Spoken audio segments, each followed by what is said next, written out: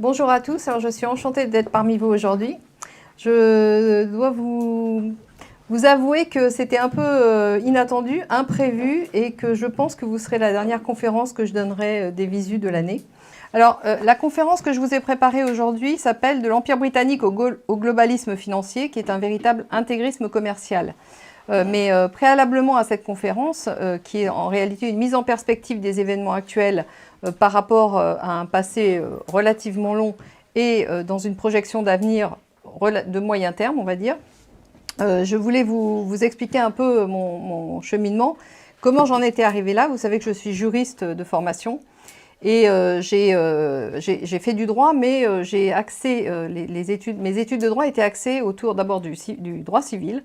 Premièrement, j'ai une formation sérieuse en droit civil et ensuite j'ai fait du droit économique. Quand je dis droit économique, c'est-à-dire du droit tout ce qui norme en fait le secteur économique. Alors droit de l'entreprise, droit fiscal, droit international fiscal et également en matière d'entreprise.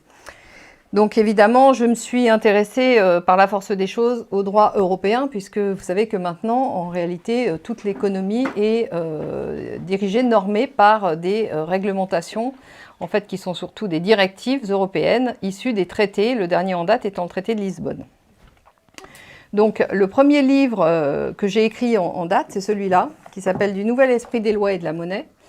Ce livre a deux parties. La première partie est une description un décryptage des instances européennes, de la façon dont fonctionne l'Union européenne.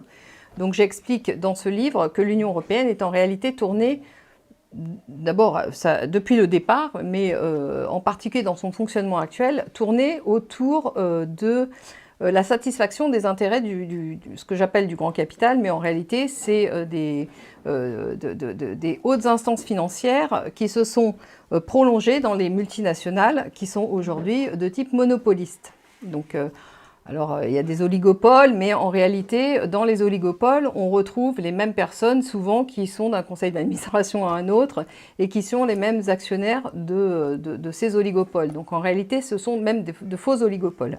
Donc il y a une concentration massive en réalité des entreprises qui ont capté les activités économiques au niveau non seulement européen mais également mondial. Et la deuxième partie de ce livre est axée, alors je m'excuse, la fin de la première partie, c'est pour dire qu'en réalité les instances européennes n'ont jamais été des instances politiques au sens politique du terme, c'est-à-dire au sens d'organisation de la vie de la cité pour satisfaire les intérêts de chacun des groupes en présence dans un État ou dans une organisation quelconque, mais au contraire pour uniquement rendre des services au groupe qui a accaparé le concept d'Union européenne, des instances internationales et en particulier européennes, pour réguler en fait le système économique global. Dans la deuxième partie de ce livre, je me suis associée avec un banquier qui était un banquier international, aujourd'hui malheureusement décédé, et nous avons élaboré une théorie juridique de la monnaie. Et ce n'est pas une théorie juridique de la monnaie, c'est la théorie juridique de la monnaie. C'est-à-dire, nous avons élaboré la théorie de la monnaie telle qu'elle a été conçue et telle qu'elle aurait dû fonctionner. Et vous verrez que dans cette brève explication monétaire, on constate qu'en réalité, le principe monétaire a été capté, a été subverti par des gens que j'ai appelés les banquiers commerçants. Pourquoi? Parce qu'ils pratiquaient des prêts, ils avaient une opération de banque au sens civil du terme, mais ils avaient aussi une opération commerciale sur la matière première qui était l'or, l'argent également, mais en particulier l'or. Et donc ces gens qui étaient des banquiers commerçants ont capté le principe monétaire pour en faire une marchandise dans le commerce qu'ils ont accaparé en fait. Voilà. Ça a été le premier ouvrage que j'ai écrit. J'ai écrit 4 ouvrages. Le deuxième ouvrage qui s'appelle « La nouvelle entreprise », je ne l'ai malheureusement pas ici, mais c'est un ouvrage en fait qui a été le début de toutes mes recherches puisque c'est une synthèse extrêmement généraliste des travaux que j'ai effectués à l'occasion de ma thèse que j'ai soutenue en 2005. Le troisième ouvrage, c'est celui-là, donc « Les raisons cachées du désordre mondial », Et c'est dans cet ouvrage précisément que je fais une vision panoramique sur tout le conditionnement économique du monde dans lequel nous vivons. Ça passe par les paradis fiscaux, l'optimisation fiscale, la façon dont les entreprises ont été organisées, créées, gérées et dont elles se sont développées, les évolutions du droit civil qui a été dans notre pays totalement subverti, je le répète, par des intérêts qui avaient à cœur de nous faire fusionner avec le droit anglo-saxon, c'est-à-dire de transformer notre droit commun qui était de nature civile en droit commercial. Donc notre droit commun aujourd'hui a tendance à avoir acquis les principes commercialistes, ce qui n'était pas le cas, pas du tout le cas auparavant. C'est la raison pour laquelle j'ai été amenée à dire que dans les années qui viennent et dans les décennies qui viennent, le principal enjeu en termes de géopolitique sera un enjeu juridique, dans la mesure où c'est les systèmes de droit qui véhiculent des conceptions du monde qui réussiront à... ces sujets-là vont remonter, disons, dans les intérêts diffusés, enfin l'intérêt public, et puis dans les préoccupations politiques et publiques, parce que ce sont en fait les enjeux majeurs qui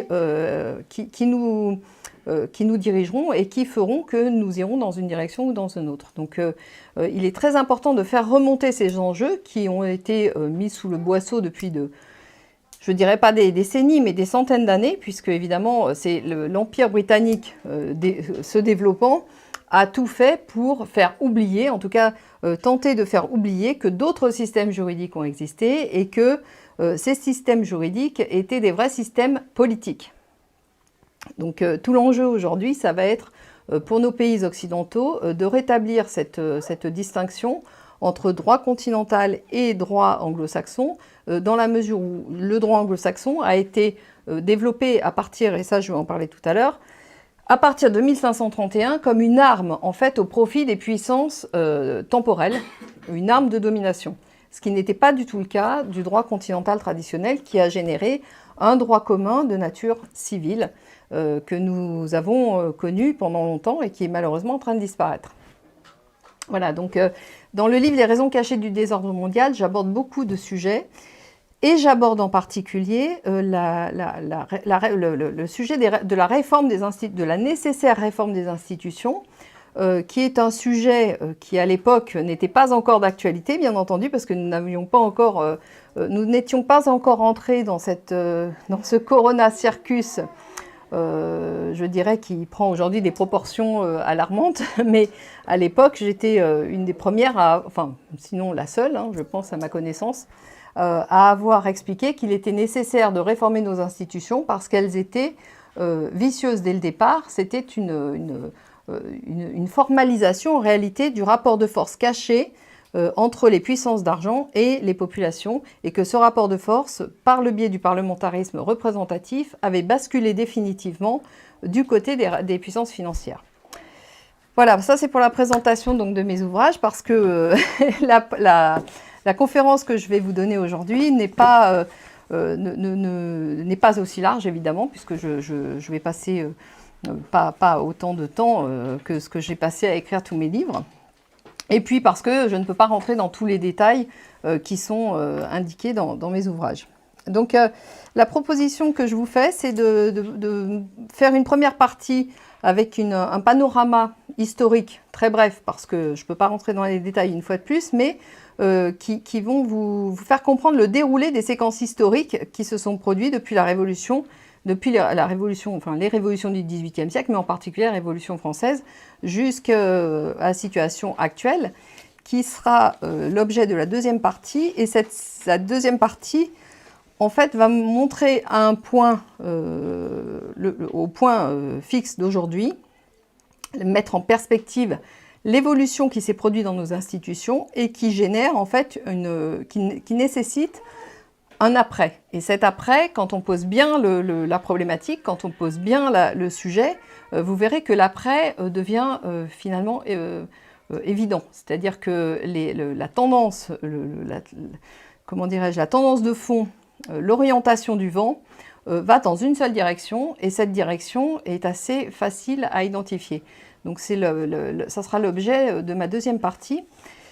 Et suite à cette deuxième partie, je vais vous inviter à réfléchir, à vous poser des bonnes questions, en fait, pour essayer, non pas seulement pour vous, mais aussi pour les gens que vous pouvez éventuellement rencontrer sur votre chemin, essayer de leur faire, comment dirais-je, de les éveiller en posant des questions pertinentes qui font que on met en avant finalement toutes les incohérences du système actuel et qui permettent finalement au cerveau de se remettre en marche.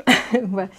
Ensuite, une brève petite conclusion, et puis si vous avez des questions à me poser, elles seront les bienvenues. Je vous ai préparé un texte, donc je vais me permettre de lire parce que sinon, de tête, je risque d'oublier pas mal de choses et je voudrais être assez exhaustive quand même dans mes explications. Alors, donc la première partie s'appelle « Un bref rappel du déroulé des séquences historiques depuis les révolutions du XVIIIe siècle ». Alors, du point de vue politique, à partir des velléités impériales d'Olivier Cromwell, je vous rappelle les dates d'Olivier Cromwell, c'est 1599-1658. Donc, Olivier Cromwell a développé ce qui deviendra l'Empire britannique, qui a étendu son emprise sur le monde via le développement du système des banques centrales, premièrement, et deuxièmement, du parlementarisme représentatif et du droit anglo-saxon, lequel droit tourne autour des seuls axes commerciaux et maritimes. Donc on parle ici d'un empire maritime. Il faut immédiatement rappeler que ce droit anglo-saxon s'était émancipé du principe du droit continental à partir de l'année 1531, ce que je vous ai rappelé tout à l'heure, qui est la naissance de l'Église anglicane sous le règne du roi Henri VIII. Donc ce droit a été donc transformé parce que sa vocation initiale, qui était d'organiser les conditions de la vie en commun, finalement de la vie en société, s'est transformé en arme de contrôle des populations aux mains des puissances, des puissants. Pardon. Il faut comprendre qu'en réalité, le droit continental s'est développé sur deux jambes. Il y avait le pouvoir normatif des puissances temporelles et le pouvoir normatif des puissances spirituelles. Les deux s'équilibraient et ont permis finalement de jouer, enfin fonctionner comme en fait un rapport de force. C'est-à-dire, j'ai trop hésité, là ça lui a pas plu. Hein. Bon, en fait, les deux puissances normatives se sont équilibrées pour arriver à se contrôler et à éviter les dérives dans un sens comme dans un autre. Et ça a été vraiment la caractéristique de la civilisation européenne, ça a été tout au long du Moyen-Âge et jusqu'à la Révolution française, justement, d'avoir cet équilibre des pouvoirs entre pouvoir spirituel et pouvoir temporel. Ça ne s'est pas passé du tout comme ça en Angleterre à partir de 1531, puisqu'à cette époque, le roi s'est émancipé de la tutelle romaine pour générer son propre système prétendument spirituel, mais en réalité complètement à sa solde, puisque vous savez que l'archevêque de Canterbury était nommé par le roi d'Angleterre et qu'il n'avait aucune autonomie décisionnelle ni de gestion par rapport aux décisions du roi. À partir de ce moment-là, quand Olivier Cromwell, un peu moins de 100 ans après, est arrivé, il a hérité de ce système, si vous voulez, et comme lui, son ambition était de développer un empire, d'ailleurs, c'est lui qui a initié le principe de Commonwealth, qui est en réalité une sorte de république commerciale universelle rattachée à la couronne, c'est-à-dire à ce qu'on connaît aujourd'hui sous la forme de la City de Londres. Il a utilisé, en fait, Olivier Cromwell a utilisé donc une boîte à outils, que j'appelle une boîte à outils, qui a été faite donc d'anonymat, d'opacité et ce que j'ai appelé de théâtre politique. Et le théâtre politique, c'est le parlementarisme dit représentatif. Et cette boîte à outils lui a permis d'établir les ferments de ce qui deviendra, et ce qui est effectivement devenu, l'hégémonie capitalistique et apatride de la haute finance anglo-saxonne. Alors, il faut préciser immédiatement que on parle bien ici de modèle capitalistique hollando-britannique. Et ce modèle s'est imposé aux dépens du modèle rhénan de la cogestion et il s'est imposé également aux dépens de ce qui aurait pu devenir un modèle français que nous aurions pu appeler la codécision ou la participation. Alors, vous avez bien compris que au sein de ce qui a été l'Europe, il y avait un rapport de force entre d'un côté des puissances politiques mues par le droit continental et de l'autre côté une ambition impérialiste britannique mue par le commerce maritime et enfin le commerce et le droit maritime. Alors, le modèle qui s'est imposé, évidemment, c'est le modèle impérialiste anglo-saxon. Et ce rapport de force, en fait, politique, a généré l'obsession des tenanciers économiques à imposer un nouveau modèle impérial qu'on appelle aujourd'hui gouvernement mondial. Et ce gouvernement mondial a pour objet de réduire drastiquement l'humanité et de mettre en esclavage les rares survivants. Alors là, ça peut paraître polémique ce que je dis, mais renseignez-vous, c'est tout à fait officiel, ils ne se cachent pas. Ils se prononcent pour l'eugénisme depuis très longtemps, et ce sont des gens qui ont ouvertement appelé à la dépopulation. En particulier, il faut lire Klaus Schwab. Et puis, il faut lire toute la littérature qui a été générée depuis le Club de Rome, qui sont en réalité les mêmes gens, enfin les mêmes individus qui se cachent derrière toutes ces formations. Donc, cet esclavage prendra la forme de la fusion des identités biologiques et numériques, c'est-à-dire du contrôle des moindres actes et pensées de l'homme. Bon, j'ai beaucoup écrit là-dessus. Vous savez, il y a eu beaucoup de brevets, en particulier un brevet déposé par l'entreprise Microsoft qui conditionne l'affectation, enfin le minage de monnaie, c'est-à-dire la création monétaire, à un comportement corporel. C'est-à-dire, on peut tout imaginer, c'est-à-dire que le critère du comportement corporel qui permettra l'affectation monétaire échappe aux citoyens, échappe aux individus, pour être concentré dans les mains de l'entreprise qui contrôle justement la crypto-monnaie en question ou la monnaie dématérialisée en question. Donc ça peut être aussi un conglomérat d'entreprises, mais ce qui est important de comprendre, c'est que les critères d'affectation monétaire échappent définitivement aux individus. Donc on parle ici de quelque chose qui n'a rien de commun avec toutes les dictatures, toutes les tyrannies qui ont existé dans l'histoire. Parce que vous comprenez bien que les dictatures imposaient un statut éventuel à l'individu, mettaient les gens en esclavage, mais ne contrôlaient pas leurs pensées, ne contrôlaient pas les moindres actes de leur vie quotidienne. Or là, on parle d'un contrôle total de l'individu. Donc en réalité, c'est la liberté de penser, la liberté de discernement qui est remis en cause. Alors, en fait, il s'agit de retirer à l'humanité ce qui a fait sa caractéristique première, la caractéristique de l'être humain.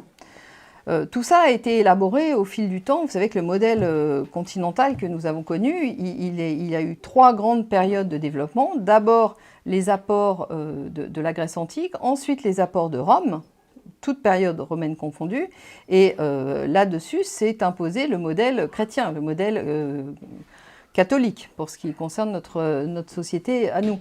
Donc c'est ce modèle-là qui a permis de garantir en fait les droits de l'individu, de garantir la liberté de l'individu face au groupe, la liberté aussi, la cohérence du groupe face à l'individu, enfin toutes les conceptions de vérité, de liberté et de tout ce qui a fait que notre droit tournait autour de la recherche de la vérité et de la préservation de la liberté vient de ce modèle, et en particulier des apports évidemment du catholicisme. Donc c'est ça qu'il est en train, l'évolution du droit sur le modèle britannique est en train a remis tout ça en question, mais évidemment sans le dire. C'est-à-dire que ça s'est fait dans l'opacité, ça n'a pas été on pose les cartes sur table et on prend une option. Non, on a fait en sorte de faire oublier le développement des 1000 ans qui ont précédé l'avènement de l'Empire britannique pour imposer un modèle que l'on présente comme inaltérable et éternel. Donc c'est très important de comprendre cette évolution. Alors du point de vue géopolitique, je vais passer très rapidement sur toutes les étapes intermédiaires, suivies par les tenanciers, je les appelle tenanciers parce qu'il s'agit réellement de ça, les tenanciers économiques anglo-saxons dans leur longue marche vers l'hégémonie mondiale. Ces étapes tout à fait décisives ont consisté à imposer une dialectique mondiale entre le capitalisme et le communisme, alors qu'ils étaient à l'origine de ces 2 idéologies et que ces termes ont été connotés dans le sens que les médias dominants à leur solde se sont ingéniés à développer dans l'inconscient collectif. Alors, pour clarifier les débats, je vais donc préciser 2 choses. Déjà, par capitalisme, il faut comprendre qu'il s'agit du modèle hollando-britannique, c'est-à-dire une véritable imposture politique, juridique et économique. Et par communisme, il faut entendre un modèle dans lequel les hommes sont empêchés de produire, de vivre librement, et dans lequel les richesses sont accaparées par un petit groupe d'apparatchiks, bureaucrates, aussi inutiles que néfastes en termes de développement social. C'est-à-dire que c'est un modèle dans lequel l'individu est contraint et le groupe empêché de se développer finalement. Donc c'est exactement ces 2 modèles-là qui se font face, sont exactement la négation de tout le modèle de droit qui était véhiculé par le droit continental et qui reflétait les valeurs européennes. Les seules valeurs européennes de la civilisation européenne, c'était celle-là. Donc sans cette domination de l'Empire britannique, qui fut aussi sournoise qu'impitoyable, il aurait été, je dis sournoise parce que vous savez qu'une des armes de l'Empire britannique, c'est aussi la soft law. Et la soft law, c'est un modèle qui est tout, en fait, sauf soft. C'est un modèle très dur, de grande violence, mais qui est imposé de façon sournoise. Et c'est pour ça que j'ai employé l'adjectif sournois. Donc sans cette domination, il aurait été loisible de considérer d'autres modèles de développement, ou plutôt, nous aurions alors pu élaborer un modèle de développement pérenne, qui aurait été favorable tant au niveau individuel qu'au niveau collectif. Alors que ce modèle britannique nous a mené directement, à moyen terme, et nous mène directement aujourd'hui à une impasse économique, sociale et politique. Mais cette impasse est également voulue par ces tenanciers qui en profitent pour changer, basculer dans un nouveau modèle, à ce moment-là, de domination officielle. Alors, en particulier, nous aurions pu développer sur le modèle de la doctrine sociale de l'Église du XIXe siècle un schéma de développement économique dans lequel l'accaparement aurait été rendu impossible. Vous savez que toutes les civilisations ont lutté contre l'accaparement. À partir du moment où une civilisation met le modèle de l'accaparement, établit au niveau légal le modèle de l'accaparement, c'est renoncer en fait à la civilisation parce que l'accaparement, c'est capter toutes les richesses par quelques personnes ou quelques groupes d'individus isolés qui n'apportent rien à la collectivité et qui ne peuvent pas faire avancer en fait le groupe en termes de civilisation. Donc voilà. Donc cet accaparement aurait été rendu impossible et cet accaparement aujourd'hui, il concerne la force de travail, qu'elle soit matérielle ou immatérielle, et elle concerne toutes les richesses également que la Terre porte. Hein. Donc c'est à la fois l'accaparement des richesses produites par la force de travail et l'accaparement des richesses matérielles qui sont données par Dame Nature finalement. Donc si on avait élaboré un autre système de développement conforme au droit continental, on aurait établi un statut social, un statut de la force de travail équivalente au modèle c'est-à-dire que la force de travail aurait eu le même statut juridique que l'apport de capital. Et c'est là où nous aurions eu un équilibre des forces que le modèle hollando-britannique a nié, en fait. Et moi, c'est exactement le modèle qui aurait dû se développer que je vous propose de suivre à nouveau à l'occasion de ma réforme des institutions. Il s'agit de revenir sur la bifurcation du tout commercial que nous avons subi à notre corps défendant depuis la vague de révolution colorée survenue au début du XVIIIe siècle, au cours du XVIIIe siècle, afin de reprendre le chemin de la civilisation européenne, duquel nous nous sommes depuis trop longtemps écartés, qui aurait été, qui a et qui fondamentalement est un chemin pavé de justice, de vérité et de recherche d'équilibre. Donc au-delà de l'Europe de l'Ouest, qui est la véritable base arrière de la domination de la finance britannique et des autres continents dominés, parce que vous savez que évidemment le Commonwealth n'est pas réduit à des pays d'Europe, bien il s'est produit l'impensable du côté asiatique. Et là je reviens à une époque beaucoup plus récente, parce que ce qui s'est produit, c'est que depuis l'arrivée de Xi Jinping au pouvoir, les représentants de la finance apatride issue de l'Empire britannique ont commencé à comprendre qu'ils étaient en phase de perdre leur emprise financière, morale et commerciale sur la Chine. Et donc ces partisans de l'hégémonie financière globale se sont apprêtés, dès cette époque, à livrer un combat à l'empire continental eurasiatique renaissant, Et c'est comme ça que l'OTAN a déclaré que la Chine était devenue la principale menace. Donc ça, je vous ai fait un panorama assez bref, hein, très schématique de l'évolution, de façon à ce que vous compreniez que le modèle juridique est intimement lié au modèle de domination de l'empire financier, qui est un empire tourné vers le droit commercial et le droit maritime. Alors, comme je ne vais pas pouvoir m'attarder beaucoup plus longtemps sur toutes ces évolutions historiques qui demanderaient évidemment beaucoup plus de développement, il importe, une fois qu'on a le schéma global en tête, de faire un état des lieux de ce qu'est devenu la France aujourd'hui, en août 2021. Alors quand je dis la France, vous savez comment je l'écris? Je l'écris L apostrophe A et France attaché, A privatif.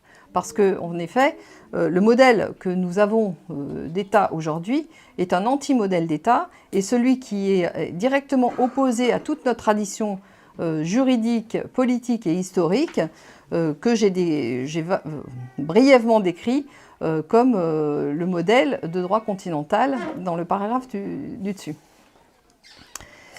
Alors, comme je l'ai déjà, depuis cet été, j'ai beaucoup insisté sur tout ça, et j'ai maintes fois expliqué que depuis le 16 mars 2020, les institutions françaises ont en réalité été mises en suspens par Macron, en tant que lui-même chef d'État, chef des armées et représentant du pouvoir exécutif français.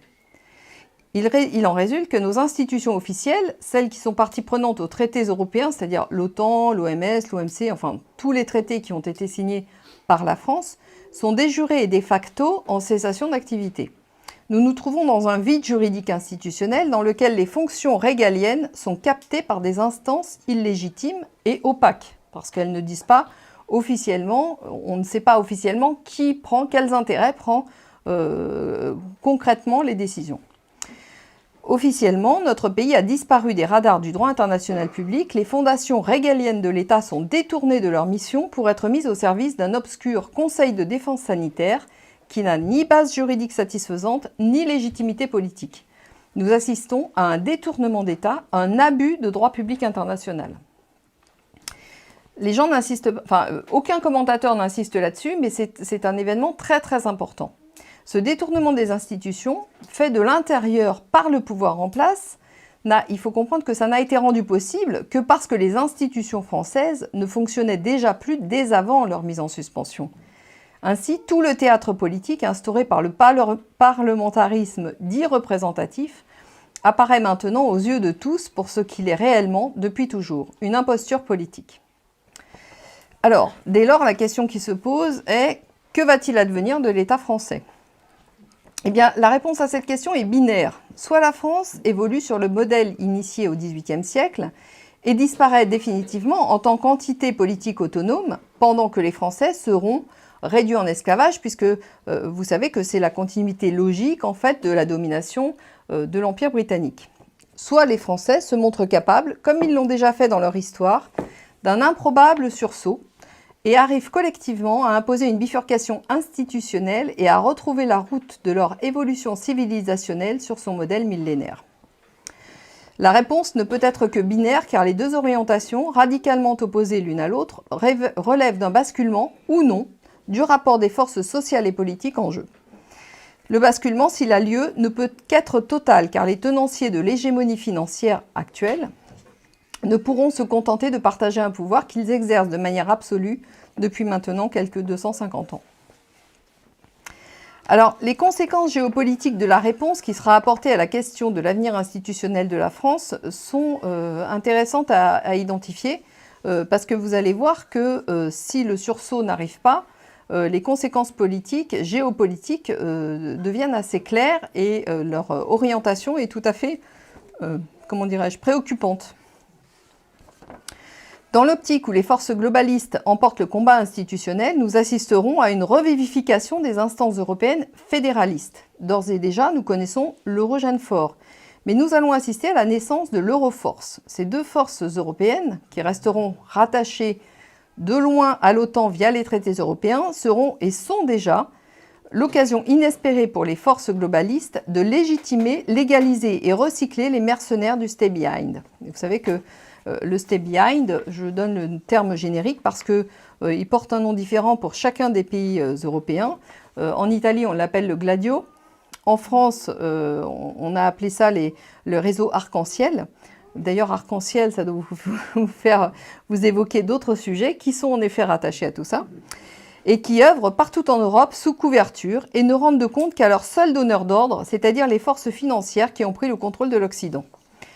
Le statut juridique de ces forces en termes de responsabilité ne sera pas modifié car effectivement, elles continueront à ne rendre de compte qu'à la haute finance qui contrôle de facto et de jure les instances européennes. On en revient à la présentation que je vous ai faite de mon premier livre. À cela s'ajoute le spectre hautement dangereux d'une fusion de cette Union européenne renforcée avec un organisme qui s'appelle l'Intermarium, et alors même que cette organisation se revendique officiellement de l'idéologie nazie. Avec un peu de recul, il est aisé de considérer que l'histoire se répète, car les conditions qui ont donné naissance au Troisième Reich se trouvent à nouveau réunies. La toute-puissance de la haute finance, qui via la création de la Banque des règlements internationaux avait financé les préparatifs et l'économie de guerre d'Hitler, va ainsi réussir à créer un quatrième Reich, base arrière de leur future guerre contre le bloc Chine-Russie, c'est-à-dire contre le continent eurasiatique en tant que force politique terrestre renaissante. Alors, il y a quelques questions que je vous invite à vous poser et à poser aussi à vos interlocuteurs pour les gens qui resteraient dubitatifs sur toutes ces évolutions. D'abord, j'attire votre attention sur le phénomène de transformation de l'État qui a eu lieu depuis cette crise du coronavirus. Pourquoi? Il faut se questionner. Pourquoi les dirigeants d'un État ont-ils eux-mêmes, de leur propre chef, mis fin à l'existence juridique de cet État? Parce que, enfin, on ne peut pas dire que Macron subissait beaucoup de contre-pouvoirs, qu'il était gêné dans ses prérogatives. Il pouvait à peu près faire passer tout ce qu'il voulait sans porter atteinte à la substance institutionnelle de l'État, sans porter atteinte au fonctionnement de l'État tel qu'il résultait de la Constitution. Donc pourquoi a-t-il fait ça? Il y a des questions à se poser. Un État peut être contesté, mais à ce moment-là, il est contesté par des gens qui sont extérieurs ou par des gens qui, à l'intérieur, n'ont pas les mains libres. À partir du moment où vous avez un dirigeant, une équipe au pouvoir qui a les mains libres et qui décide de son propre chef de mettre les institutions de côté, c'est qu'il a une idée derrière la tête. C'est qu'il veut probablement passer à autre chose. Donc c'est une période transitoire, mais qui a été volontairement déterminée comme étant transitoire. Donc nous avons assisté à la négation de l'État par ceux-là même qui le dirigeaient sans raison apparente. Ces dirigeants ont donc forcément une raison cachée, non avouée, pour mettre fin à cet État. Et quelle meilleure raison pouvons-nous imaginer que la transformation de la structure juridique en une autre structure juridique dont la nature serait différente? D'accord ? En l'occurrence, je vous invite à vous rappeler le tropisme non dissimulé et parfaitement assumé de Macron pour les institutions européennes, ainsi que sa volonté avouée de partager notre puissance nucléaire avec l'Allemagne. Je rappelle que l'Allemagne est un pays sous le joug des mêmes forces financières que la France. C'est pas l'Allemagne en tant que telle, en tant que pays, a disparu depuis fort longtemps. Il est sous le contrôle des puissances financières. Il faut aussi rappeler la signature, en toute opacité, du traité d'Aix-la-Chapelle, qui a créé de facto la première région européenne. Vous savez que ce traité d'Aix-la-Chapelle a été signé en catimini entre Macron et Merkel, sans que les Français soient réellement, disons, intéressés au débat. D'ailleurs, il n'y a pas eu de débat. Alors, une fois de plus, on doit se poser la question, parce que dès la signature du traité d'Aix-la-Chapelle, le rôle institutionnel du président de la République a été outrepassé. Donc déjà, les institutions étaient déjà très attaquées. Quoi de plus simple, finalement, que de faire basculer l'État français, qui de facto et de jure n'existe plus, puisque l'équipe en place s'est préalablement assurée de sa disparition, vers cette superstructure nationale, privatif, une fois de plus, de type fédéral et contrôlée par les puissances financières. Alors, cette transformation de l'État, eh bien, elle s'est faite au moyen de la mise en œuvre de la stratégie de l'attention par le pouvoir exécutif. Alors vous savez que le terme de stratégie de l'attention est un terme qui a été développé et qui est finalement le mot d'ordre justement des institutions, du stay behind en général, c'est-à-dire des réseaux qui œuvrent derrière ce qu'on appelle l'organisation du stay behind. Vous savez que le stay behind, ce sont les armées secrètes de l'OTAN. Je ne sais pas si je l'ai dit, en tout cas c'est très important. Ça a été parfaitement documenté, donc on ne peut pas parler de complotisme à ce titre-là, parce que ça a été parfaitement documenté par un universitaire suisse qui s'appelle Daniele Ganser, et toutes ces manigances sont sorties à l'occasion de procès retentissants qui ont eu lieu en Italie, au cours desquels un juge, je crois que c'était un juge de cassation qui s'appelait le juge Imposimento, a dévoilé beaucoup de choses, et en particulier que beaucoup d'attentats sous faux drapeau, parce que le stay behind, en fait, une de ses voies d'action et une de ses méthodes de travail, c'est justement, ils sont spécialisés dans les attentats sous faux drapeau. Et en l'occurrence, il s'agissait de faire passer sur l'extrême gauche des attentats faits par ces réseaux du stay behind, que j'ai un peu de mal à... On dit extrême gauche, extrême droite, mais il faut quand même comprendre que ce stay behind a été développé par des gens qui ont également développé la CIA et qui n'ont pas une incidence politique particulière. On a appelé ça l'extrême droite, mais en réalité, la caractéristique première du stay behind, c'est d'être au service des puissances d'argent. Et de la même façon que la CIA, sa caractéristique a été d'être au service des puissances d'argent. Que les gens qui y travaillent le sachent, le veulent ou non. C'est comme ça. Et c'est également, je dirais que le MI6, enfin les services secrets britanniques sont également tournés vers ça, puisque vous savez qu'on a parlé de l'Empire britannique tout à l'heure, et que la tête de l'Empire britannique, c'est la City de Londres. Alors, il faut aussi maintenant réfléchir sur le phénomène récurrent. Je dis récurrent parce que on peut maintenant parler d'un mode de gestion utilisé à titre de gestion des populations utilisé à titre permanent, selon lequel Macron, qui sert de président à la France, affirme positivement et publiquement qu'il n'ira jamais contre l'intérêt des Français. Alors ça, c'est une stratégie. Vous avez le président qui arrive dans les étranges lucarnes pour dire jamais, au grand jamais, nous ne rendrons la vaccination obligatoire, etc. Donc il se pose comme défenseur des libertés publiques et de l'intérêt des Français. Donc ça, c'est une posture que nous avons vue à plusieurs reprises. Et cette posture, immanquablement, elle est suivie par le fait que le gouvernement, le pouvoir exécutif, revient quelques semaines plus tard sur ces affirmations et impose des brimades ou des punitions qui sont inimaginables, enfin aux populations, et qui sont inimaginables dans un état de droit. Au passage, j'insiste sur le fait que nous devrions nous inquiéter lorsqu'un président de la République manifeste publiquement qu'il ne portera pas atteinte à nos intérêts. Pourquoi un président vient-il devant les étranges lucarnes expliquer « nous n'imposerons jamais la vaccination ». Je veux dire que normalement, enfin, je ne sais pas ce que vous en pensez, mais une telle assertion, en fait, devrait être plus que superfétatoire, tant elle devrait aller de soi. Un président n'a pas à parler aux Français pour dire qu'il va les défendre. Ça serait quand même sa mission naturelle, c'est justement d'agir dans l'intérêt de sa population.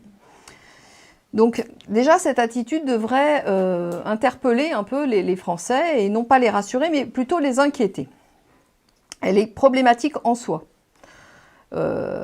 Alors, vous savez que derrière donc c'est la première étape de la mise en œuvre de cette stratégie de l'ascension, c'est d'arriver pour nous rassurer. Ensuite, les brimades arrivent. Alors, les brimades, en l'occurrence, je vais vous parler de la dernière en date, qui est une véritable provocation, qui a été faite aux Français et qui concerne précisément la question des forces de l'ordre. Vous savez que donc l'équipe au pouvoir, le pouvoir exécutif, a dans un premier temps assuré que les forces de l'ordre ne feraient pas l'objet d'une injection. Je ne l'appelle pas vaccination, je l'appelle injection expérimentale forcée, parce que c'est ce que c'est. Il ne s'agit pas de vaccination. Or, le 24 août dernier, le 24 août, donc il y a quelques jours, Darmanin, qui œuvre comme ministre de l'Intérieur, vient d'affirmer que si le taux d'injection volontaire n'augmentait pas significativement parmi les forces de police, ces dernières se verraient contraintes à une injection forcée. Vous voyez, on rassure. Ensuite, on revient en arrière. Et rappelons que la gendarmerie avait reçu sa punition de contrainte d'injection avant la police. Nous apprenions le 19 août que les gendarmes devraient tous être injectés avant le 15 septembre. Donc la police, c'est le dernier étage de la fusée. Et puis, souvenez-vous que dès la loi du 5 août 2021, qui mettait en musique, si vous voulez, le discours du 12 juillet dernier d'Emmanuel Macron, donc cette loi extrêmement contestable et néanmoins validée sans état d'âme par le Conseil constitutionnel, eh bien c'était bien le corps des pompiers qui était contraint à l'injection obligatoire.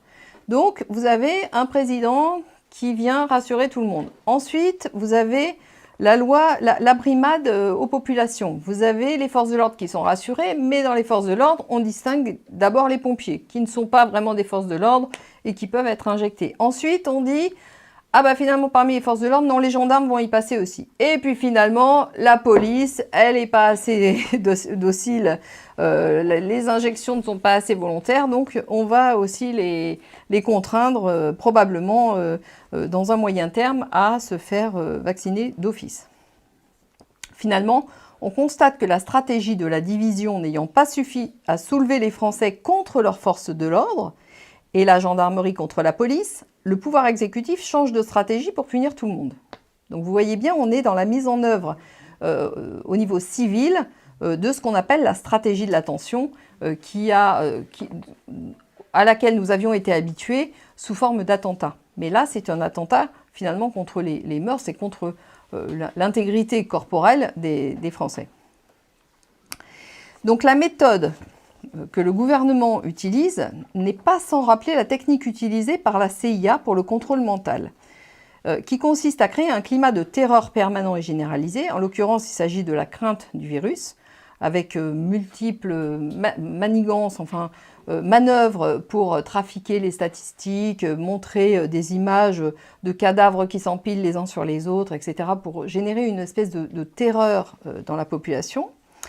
Donc ça, c'est le contexte. Ensuite, on se montre clément. Donc sur ce climat de terreur, le président arrive pour rassurer tout le monde, je suis là pour votre bien. Et puis finalement, les victimes désignées sont ciblées et les punitions tombent. Donc ça, c'est vraiment des stratégies qui ont été utilisées pour le contrôle mental des individus et qui sont utilisées pour le contrôle mental des masses, des populations. Enfin, pour une vue exhaustive de la situation, il faut ajouter que le gouvernement utilise à nouveau la délation comme mode d'administration, ce qui n'est pas sans rappeler les techniques de gestion du peuple français sous occupation nazie. Vous avez la plateforme de la répression des fraudes qui s'est enrichie d'un nouvel onglet spécial Covid. Et donc, il est désormais possible de dénoncer son entreprise et le commerçant du coin qui ne se plieraient pas aux injonctions covidesques d'un simple clic. Donc ça, vous voyez, c'est les méthodes de gouvernement qui nous sont appliquées aujourd'hui. Donc après, chacun se fait son idée, mais enfin, on se rend bien compte quand même qu'il y a un climat relativement délétère et tout à fait autoritaire qui consiste à monter les uns contre les autres, prêcher le chaud et le froid. Donc ça génère une sorte de confusion mentale dans les populations, de sidération, de mise sous contrainte de stress, qui sont des méthodes quand même qui doivent interpeller. Je pense que n'importe qui, dans un état de conscience normal, doit se poser des questions quand un gouvernement commence à utiliser ce genre de méthode. Alors, quel est l'objectif recherché par le pouvoir exécutif ? Eh bien, en réalité, le gouvernement, on constate que le gouvernement fait monter la pression sociale pour maximiser les chances d'aboutir à un chaos généralisé qui permettra le passage d'une étape à une autre, c'est-à-dire à l'étape institutionnelle d'après, puisque je vous ai expliqué que le gouvernement avait volontairement mis fin aux institutions qui régissaient la France, qui a passé des traités, qui existaient sur le plan international. Donc on constate que l'intégration européenne à marche forcée est quand même relativement probable, étant donné le tropisme de l'équipe au pouvoir pour justement ces institutions européennes. On constate au passage que, justement, ça tombe bien parce que ces institutions renforcées permettront la légitimation des mercenaires des armées secrètes de l'OTAN qui seront recyclés, si je puis dire, dans des forces officielles qu'on peut appeler Euroforce, Eurogenfor, etc. Alors, n'oublions pas qu'au cours du premier trimestre 2022, la France prend officiellement la présidence tournante du Conseil de l'Union européenne. Alors, l'objectif affiché est de construire une Europe plus solidaire et plus souveraine. Alors, quand on comprend ça, quand on entend ça, il faut comprendre quelque chose derrière. Et ce quelque chose, c'est en réalité l'objectif de renforcer le fédéralisme européen en mettant en œuvre l'imposition commune des entreprises. Il s'agit du projet Axis qui est développé de très longue date et de la probable fédéralisation des dettes d'État, à condition que l'Allemagne joue le jeu, mais l'Allemagne a déjà commencé à plier sérieusement. Et le troisième versant de cet objectif officiel, plus solidaire et plus souveraine, une Europe plus solidaire, plus souveraine, eh bien, c'est l'institution de forces de l'ordre fédérale. Voilà. Donc, j'en ai parlé tout à l'heure, il s'agit de l'Euroforce et de l'Eurogenfor.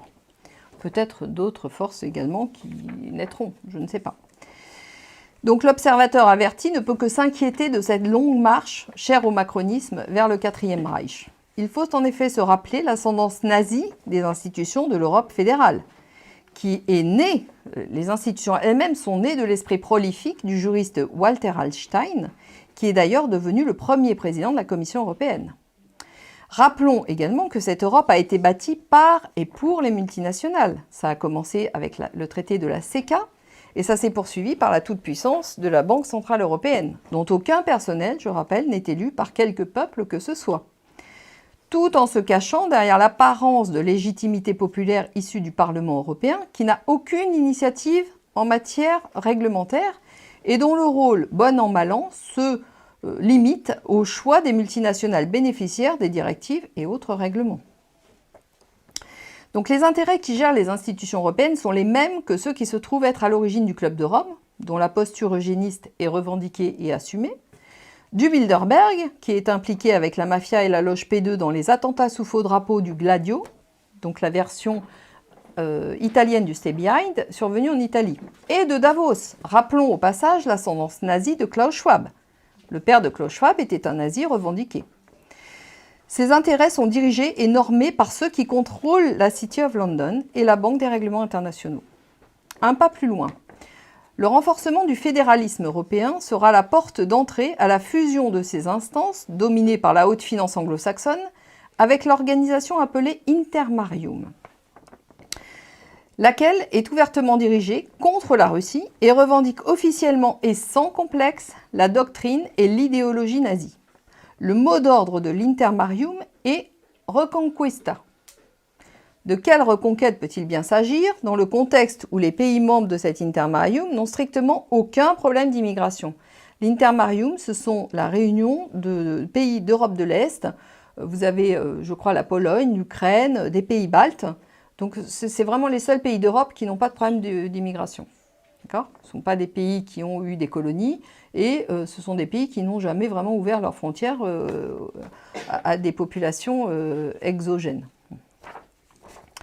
Donc la France, en suspension, animée par l'équipe Macron et sous le contrôle des forces financières globales, nous mène directement en marche vers le nazisme, toutes tendances confondues. Et ce nazisme, c'est aussi la destruction de l'humanité par la Troisième Guerre mondiale. Parce qu'il ne faut pas oublier que l'avènement d'Hitler, ça a été l'avènement de la Deuxième Guerre mondiale. Donc l'avènement du Quatrième Reich, ça sera l'avènement de la Troisième Guerre mondiale. Donc la perspective que la mafia globaliste a concoctée pour nous est la terreur et le génocide intérieur, notamment par des armes biologiques, mais également tout cela sera suivi par une inéluctable guerre mondiale qui verra s'opposer donc l'Union européenne sous auspice nazi au bloc eurasiatique Chine-Russie et leurs alliés. Grosso modo, les protagonistes de cette ultime guerre contre l'humanité seront l'empire maritime contre un empire continental renaissant. Voilà, je vous remercie.